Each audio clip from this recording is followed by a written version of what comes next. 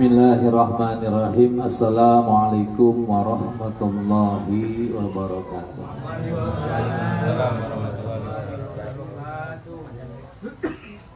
Alhamdulillah, sadaqa wa'ada, la hawla wa la quwata illa billah.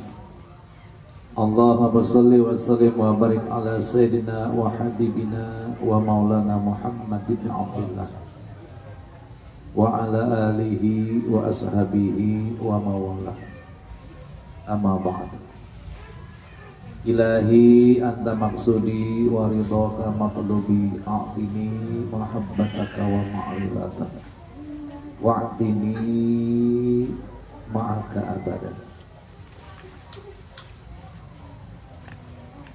Di hadapan para ahli silsilah Thariqah Qadiriyah Naksabandiyah Pondok Pesantren Suryalaya Sirna Rasa, wabil khusus Syekhina wa murabbi arwahina Sultan Awliya'i fi hazaz zaman As-Sayyid Maulana Muhammad Abdul Qasyabullah Mastul Qadasallahu Sirahum, yanfa'una bi asrarihim wa anwarihim wa ulumihim wa nafahatihim wa barakatihim fid dini wa dunya wal akhirah. Al-Fatihah. Bismillahirrahmanirrahim. Alhamdulillahi rabbil alamin, arrahmanir rahim, maliki yaumiddin, iyyaka na'budu wa iyyaka nasta'in, ihdinas siratal mustaqim, siratal ladzina an'amta 'alaihim ghairil maghdubi 'alaihim waladdallin. Yang sama-sama kita muliakan pemangku manaqib kajian nanti keempat ini, Mukarram Al-Ustaz Haji Dasuki beserta keluarga besarnya,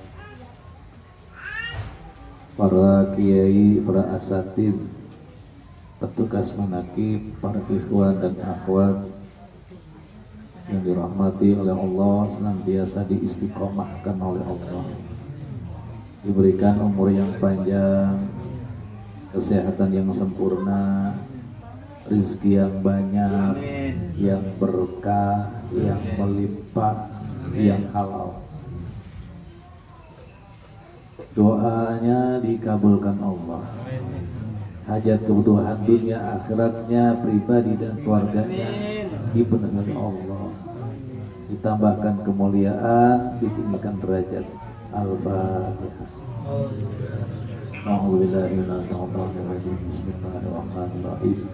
Alhamdulillahirabbil alamin, arrahmanir rahim, maliki yaumiddin.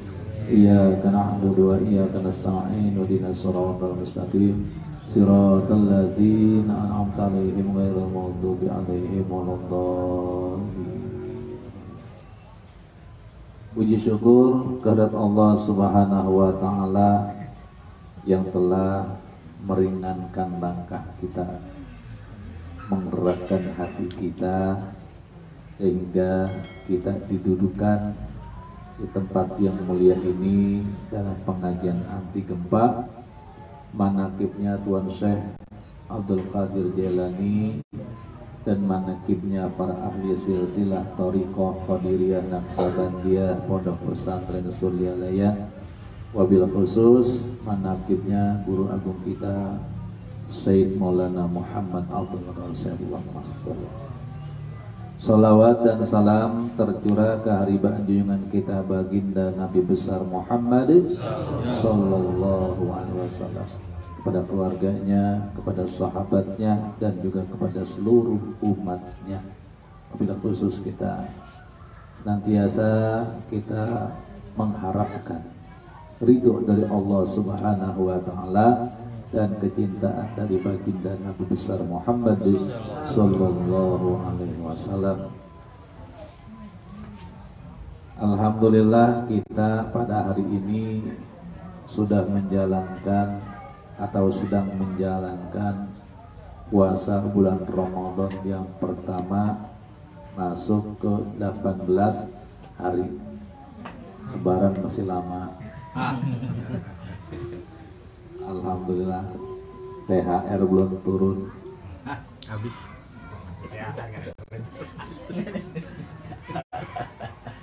Alhamdulillah ini yang punya. Nah, dibiarin sentat nih. Dodol, Ngaduk dodol, kelapanya belum ada. Gula merahnya juga belum ada yang datang ini yang bawain belum. Jadi alhamdulillah lama-lama aja lah lebarannya. Alhamdulillah. Syahrul Ramadan allazi unzila fihil Qur'an hudal linnas wa bayyinatin minal huda wal furqan.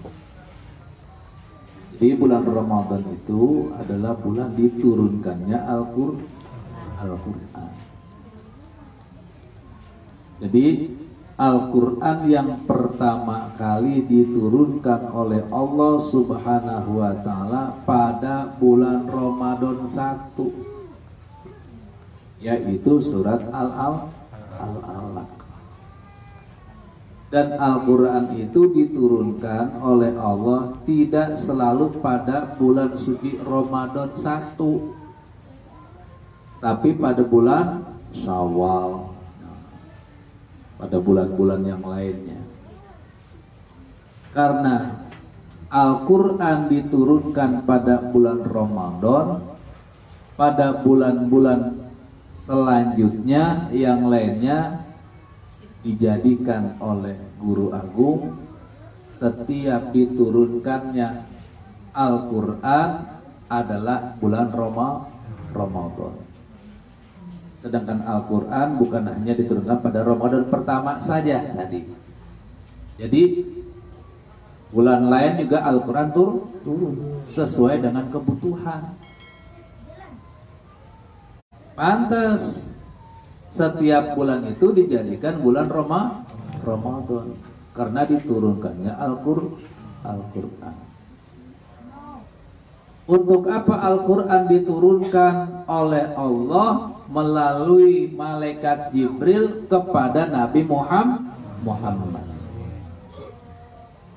Syahrul Ramadan alladzi unzila fihil Qur'an hudal linnas, sebagai petunjuk untuk seluruh manusia.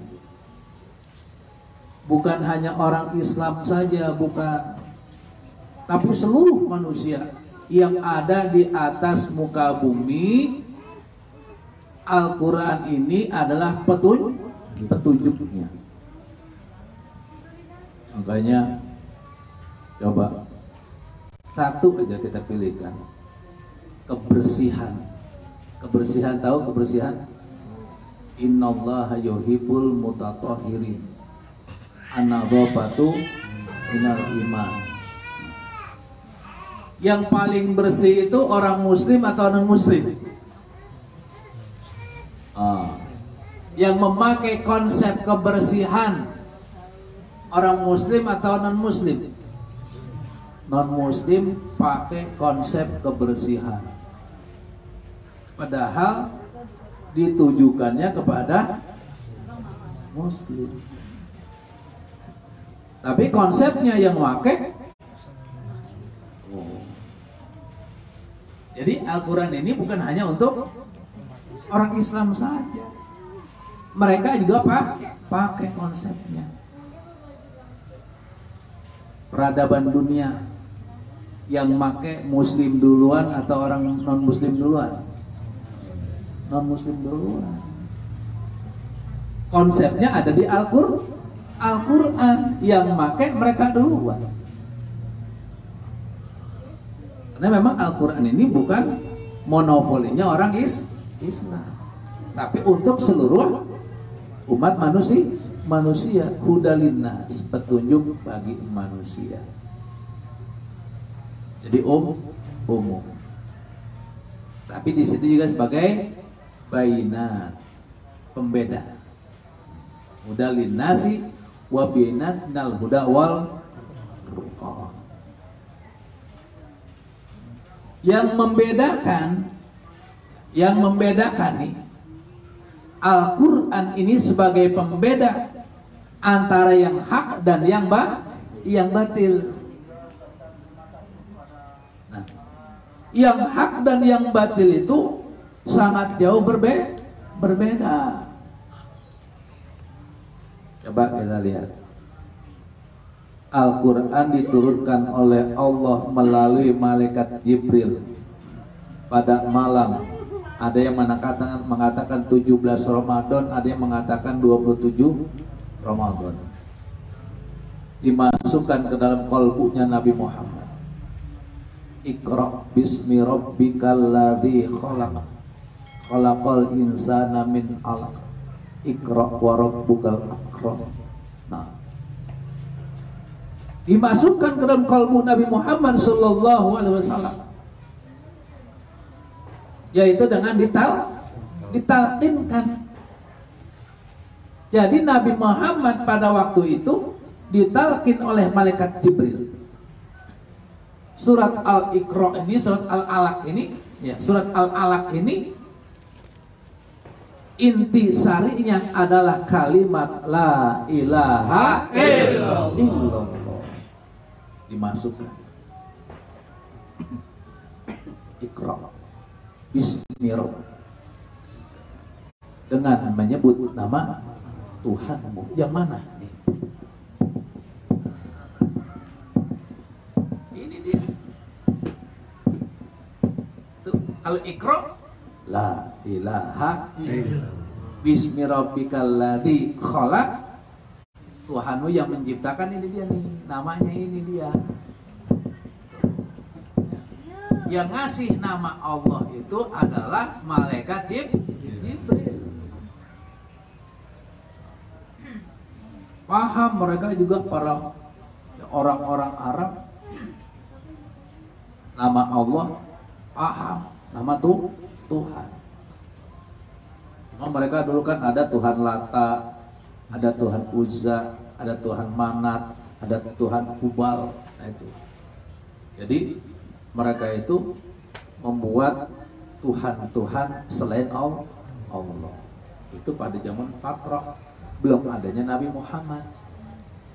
Dari zaman Nabi Isa, ketika Nabi Isa diangkat oleh Allah, Nabi Isa kan tidak mati, tapi diangkat. Ketidakadaan Nabi sampai dengan zaman Nabi Muhammad itu namanya zaman Fatrah. Mereka itu mendewa-dewakan orang-orang yang mulia, orang-orang yang terhormat, orang-orang yang memiliki jasa besar terhadap mereka, orang-orang soleh. Sama itu, mereka memuliakan orang-orang soleh. Sama kita juga di Indonesia, di Pulau Jawa kayak di Betawi, kayak di Jawa atau di Sunda, setiap ada orang soleh pasti kita muliain. Contohnya para wali, dimuliain itu para wali. Karena lama tidak ada yang membina mereka, maka mereka memuliakan para orang-orang soleh itu seperti itu Tuhan. Mungkin kita juga begitu, akan memuliakan para wali seperti memuliakan Tuhan kalau tidak dibimbing. Buktinya banyak orang yang ziarah ke Gunung Jati, Cirebon. Kalau kita lihat itu tingkah laku orang yang ziarah, model-model macam-macam. Jadi kalau ziarah itu di pintu keberapa tuh? Pintu keempat, yang tempat orang bakar minyak gitu kan. Di depan pintu itu ada yang lemparin duit recehan yang lemparin, bukan duit yang kertasan gitu. Duit recehan yang isinya 1000-an, gopean gitu. Coba yang merahan gitu ya. Nah, kita duduk di depannya tuh, Pak, udah ngecomotin. Nah ini, itu mereka kalau habis ziarah itu pintu diusap. Makanya pintunya tuh, pintu makamnya Syekh Syarifudin Toba itu sampai bening banget itu, sampai klimis, sebab di bawahnya dibakarin minyak, diusapin, kadang-kadang pakai sapu tangan, kadang-kadang pakai tangannya, telapak tangan, diusap ke muka. Wah, pada cemong mukanya. Nah, itu dia kelakuannya tuh begitu. Kenapa? Sebab nggak ada pembimbing. Jadi zaman Fatrah itu begitu. Si Lata, si Uzza, si Manat, si Hubal, itu dibentuk, dibikinin patung. Kita juga kan banyak kan patung-patung pahlawan kan gitu kan. Mungkin kalau kita nggak punya nabi, nggak punya ulama, itu akan seperti itu. Akan tergelincir kita juga. Beruntung kita di sini banyak ulama. Tapi ulama juga ada ulama yang mengajarkan kepada kita ilmu syariat, ada yang mengajarkan ilmu hakikat. Tapi kebanyakan di antara kita ini yang belajar pada ilmu syariat. Dan kadang-kadang belajar ilmu syariat juga tidak matang. Magel. Tahu magel? Magel kalau singkong tuh kita ngerebus singkong. Magel. Ya, dimakan keras, nggak dimakan sayang, diiris jadi keripik. Begitu. Kalau air magel repot, sakit perut. Kalau kita ngerebus air tuh kan kalau nggak matang, wah habis tuh, lilit tuh perut. Dianya. Nah, banyak orang yang seperti itu, yang belajar syariatnya tidak tuntas. Sampai akhirnya karena belajar ilmu syariatnya tidak tuntas, ketika ada orang yang mengamalkan thariqah dikatakan sesat. Jadi dimaklum tuh orang begitu tuh. Jadi dimaklum. Itu artinya baina minal huda wal bainatul wal furqan.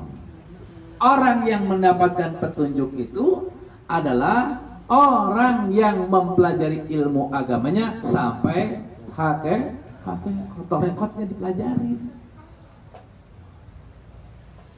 Kalau orang yang belajar thariqah, ya, kalau orang yang belajar thariqah, syaratnya harus dengan talqin. Talqin ini adalah memasukkan nama Allah Subhanahu wa taala ke dalam qalbu. Sedangkan di dalam syariat tidak ada yang memasukkan nama Allah ke dalam qalbu, tapi ke dalam angan-angan. Bedanya. Mudah-mudahan. Ya, jadi ada istilah mudah-mudahan. Ya, ada mudah-mudahan, ada amin gitu. Kalau amin kan amin ya Allah, mudah-mudahan kau kabulkan gitu kan, amin itu. Semoga engkau kabulkan doa kami itu amin. Ya. Tapi kalau alhamdulillah sudah dikabulkan, atau keyakinan bahwa doa kita dikabulkan, bukan akan dikabulkan tapi dikabulkan. Sedangkan Allah tidak pernah menolak doanya seorang hamba meskipun dia ahli maksiat. Jadi kalau ada orang soleh, orang yang berdoa, orang yang rajin sholat, rajin zikir, rajin ibadah, sodako, dia berdoa nggak dikabulin, katanya, ya doa gua nggak dikabulin sama Tuhan. Salah.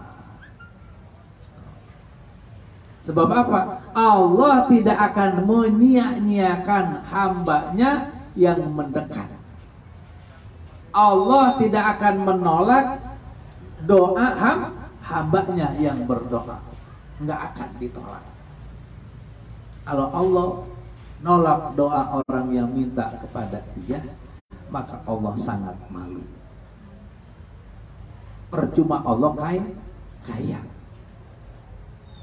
Ya. Kalau kita berdoa sama Allah, Allah kan yang memiliki segalanya. Walillahi ma fis samawati wa ma fil ardh. Allah yang memiliki sesuatu yang ada di 7 lapis langit dan 7 lapis bumi. Artinya Allah yang menguasai seluruhnya, yang punya seluruhnya. Kalau ada hamba minta terus nggak dikasih, Allah malu. Allah itu sadar, Allah itu maha tahu bahwa Tuhan semata-mata cuma satu-satunya, dia doang, nggak ada Tuhan yang lain. Kalau ada hamba minta kepada dia, masa minta sama siapa lagi? Kalau Allah, ya, ada hambanya minta kepada Allah, kemudian dia tidak kabulkan, akhirnya hambanya minta kepada yang lain, berarti Allah rela disekutukan. Ya nggak? Ya nggak? Jadi kalau ada yang minta sama Allah, orangnya ibadah, zikir, minta sama Allah, nggak dikabulkan, berarti Allah rela dirinya disekutukan. Sedangkan Allah paling pencemburu. Allah paling cemburu. Ketika Allah memerintahkan ud'uni astajib lakum, mintalah kepadaku, aku kabulkan. Mintanya kita atas perintah Allah. Kita berdoa atas perintah Allah. Nggak mungkin kalau diperintah minta kemudian Allah tolak. Kita bisa balikin dong. Ya Allah, engkau yang memerintahkan, ya, saya minta kepadamu, tapi engkau tolak. Tidak mungkin. Harus minta kemana lagi saya? Kan begitu. Sedangkan yang memiliki segalanya adalah engkau. Tidak ada Tuhan yang memiliki selain engkau. Tidak ada sekutu. Artinya kan la ilaha illallah, tidak ada sekutu bagi Allah. La ma'buda bihaqqin illallah. Tidak ada yang berhak disembah kecuali Allah. Tidak ada yang berhak dimintai kecuali Allah. Itu bainat yang membedakan. Alhamdulillah, dimasukkan ke dalam kalbu kita nama Allah Subhanahu wa ta'ala, terukir di dalam kalbu. Ini jangan dibayangin ukiran nama Allah itu adanya di dalam dada kita nih, di hati kita, yang seperti digambarkan ada digambar di poster, ya, di poster itu digambar, di situ ada lafaz jalalah, bersinar. Jangan digambarkan begitu. Kalau kita menggambarkan begitu musyrik. Nggak boleh digambarkan seperti itu. Menggambarkan itu seperti itu tuh. Hati kita seperti itu, Allah tuh begitu. Nggak boleh. Yang namanya qalbu itu adalah urusan gaib. Qalbu itu gaib. Kalau urusannya yang digambarkan seperti ada di poster itu, kebo punya hati nggak? Kebo punya hati nggak? Ayam? Berarti itu hatinya sama seperti itu, seperti manusia. Jadi bukan seperti itu.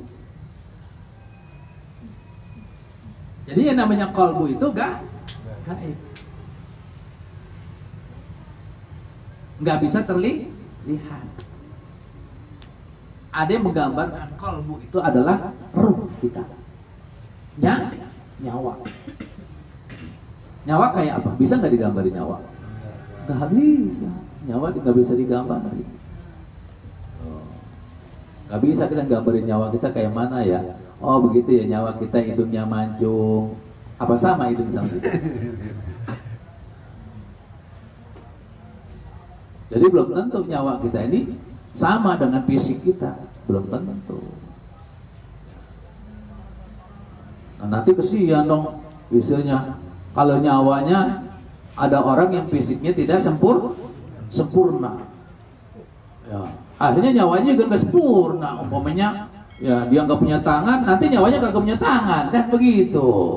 Ya, jadi nggak bisa digambarkan. Jadi kalbu kita itu kita ketahui kalbu kita ketika kita sedang tawajuh.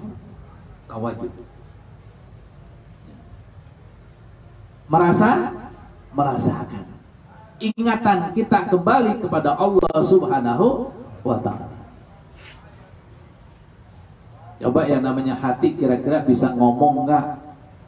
Nih kalau kalbu kita yang di balik dada kita ini bisa ngomong nggak? Kagak bisa ngomong. Yang bisa ngomong adalah roh kita. Ketika kita tawajud, yang ngomong bukan kalbu kita nih, bukan yang di sini nih, bukan yang ini yang ngomong, tapi kita yang ngomong. Makanya walaupun mulut kita berbicara, tapi kalbu kita bisa dikir. Walaupun mulut kita ngomong la ilaha illallah, tapi hati kita bisa begini. Kalau ini sih hanya sebagai cetakannya saja, sandarannya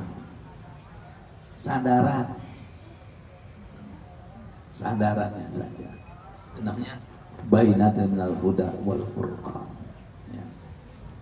Ini yang membedakan antara orang yang sudah mendapatkan talqin dan belum talqin. Dan kalimat la ilaha illallah ini disebut kalimatut taqwa. Kalimatul ikhlas. Kalimatut tauhid. Takwa itu disimpulkan oleh para ulama melaksanakan perintah Allah, menjauhkan larangan-larangan Allah. Itu kesimpulan. Yang namanya takwa itu adalah al-khauf, rasa takut.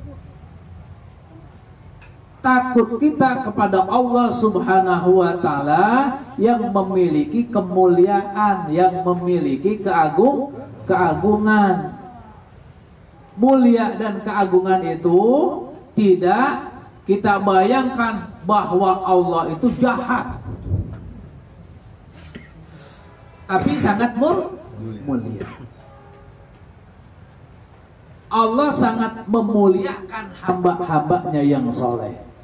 Allah sangat memuliakan hambanya yang menyebut namanya. Jadi orang yang menyembah Allah, orang yang beribadah kepada Allah, orang yang menyebut nama Allah akan dimuliakan, dihormati.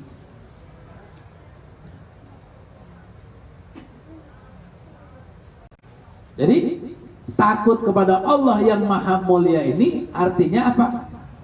Tidak mendustainya, tidak mengkhianatinya. Coba, tidak mengkhianati artinya tidak menduakan Allah. Tidak mengkhianati berarti kita harus menjaga apa yang diamanatkan oleh Allah terhadap diri kita. Jaga seluruh nikmatnya, seluruh anugerah Allah yang ada pada diri kita, dari ujung rambut sampai ujung kaki kita, ini adalah anugerah Allah Subhanahu wa Ta'ala. Bahkan termasuk daripada bulan suci Ramadan. Coba, umat siapa yang dianugerahkan bulan suci Ramadan? Cuma umat Nabi Muhammad. Nabi Adam kagak punya bulan Ramadan. Sampai Nabi Isa nggak punya bulan Ramadan. Yang punya cuma umat Nabi Muhammad. Alhamdulillah. Yang punya 1 tahun bulan Ramadan seluruhnya adalah muridnya apa? Thariqah Qadiriyah Naqsabandiyah. Yang lain punya, walaupun muridnya habaib, walaupun muridnya para wali, agak punya bulan Ramadan selama 12 bulan. Yang punya cuma apa? Murid-muridnya. Kenapa? Sebab murid Abah itu ya setiap harinya 5 waktu selalu diturunkan Al-Quran. 5 waktu diturunkan Al-Quran.